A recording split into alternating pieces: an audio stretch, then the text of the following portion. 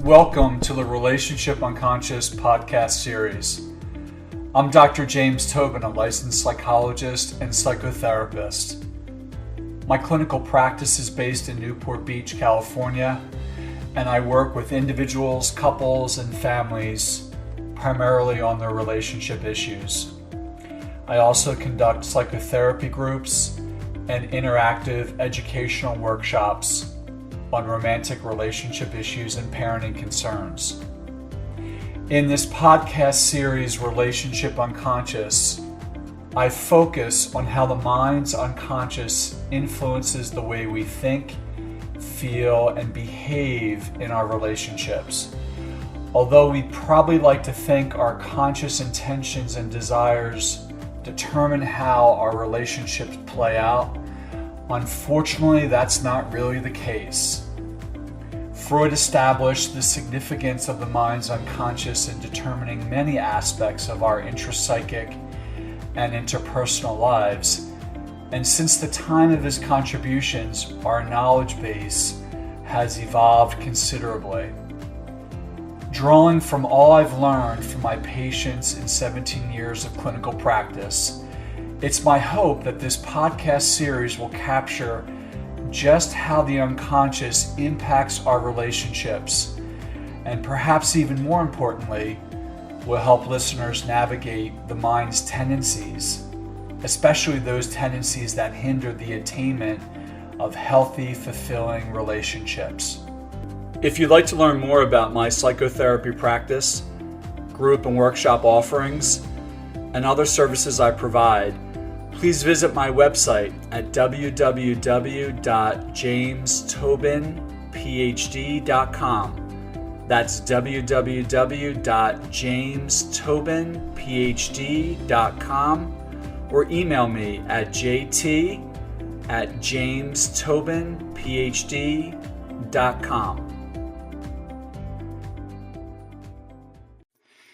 In adult romantic love, there is an unconscious precedent to utilize relational tendencies and strategies of attachment that were initiated in childhood. Another way of saying this is that we don't just love in a straightforward way. We love based on issues we have not yet resolved from the past and with adaptations that originated in our past.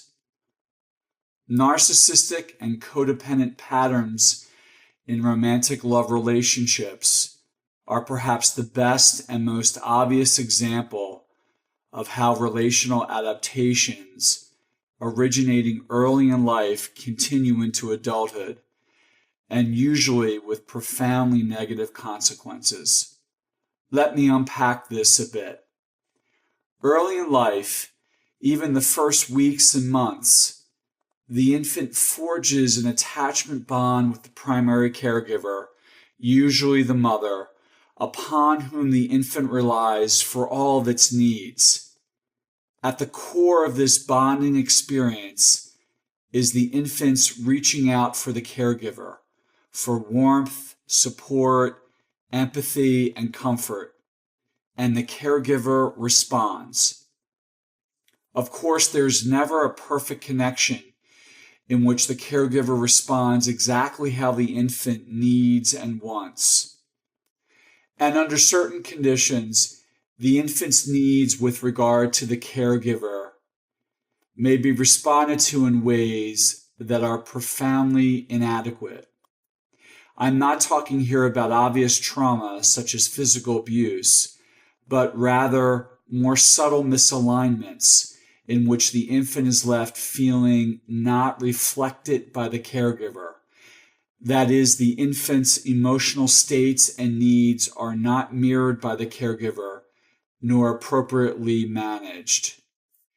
If this continues across time and becomes a consistent pattern, the infant begins to feel as if his or her experience is flawed in some way, or that what the infant needs is too much for the caregiver or does not correspond to what the caregiver desires to give. When this occurs, developmental psychologists and other theorists believe that the infant suffers what is called a narcissistic injury. That is, during the early period of life when the infant's experience is supposed to be fully reflected by and responded to the caregiver, providing the child with a deep sense of affirmation and validation, what is called narcissistic grandiosity.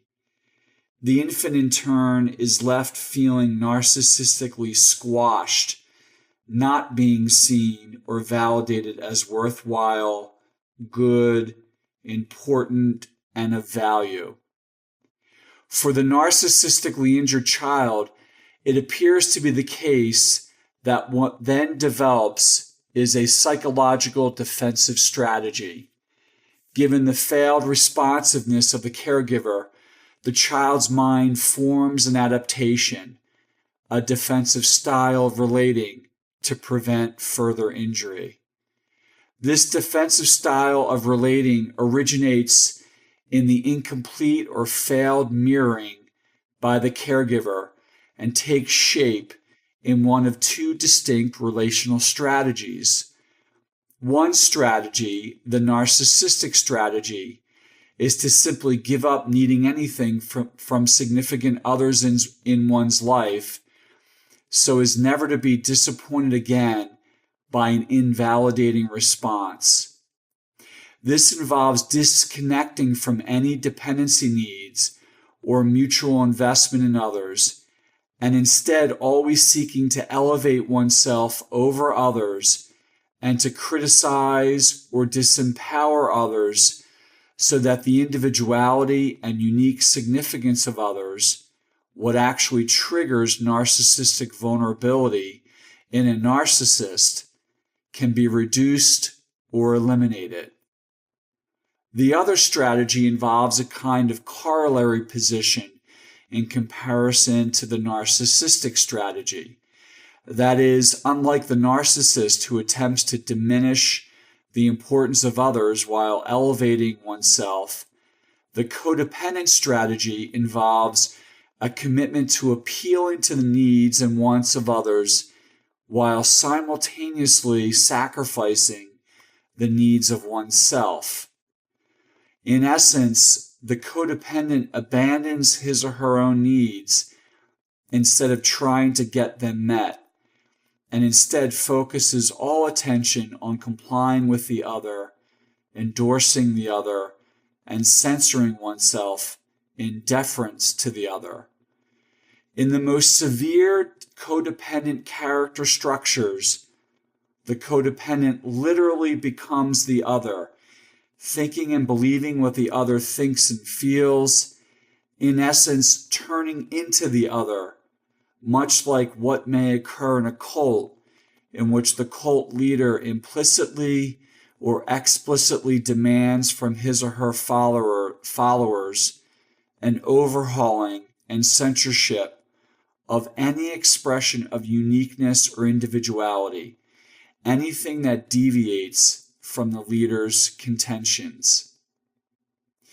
In your adult romantic relationships, there is the opportunity to reflect on the extent to which you may unconsciously utilize narcissistic and/or codependent strategies to negotiate interpersonal connection, and also the degree to which you may gravitate towards people who evidence narcissistic or codependent qualities and characteristics.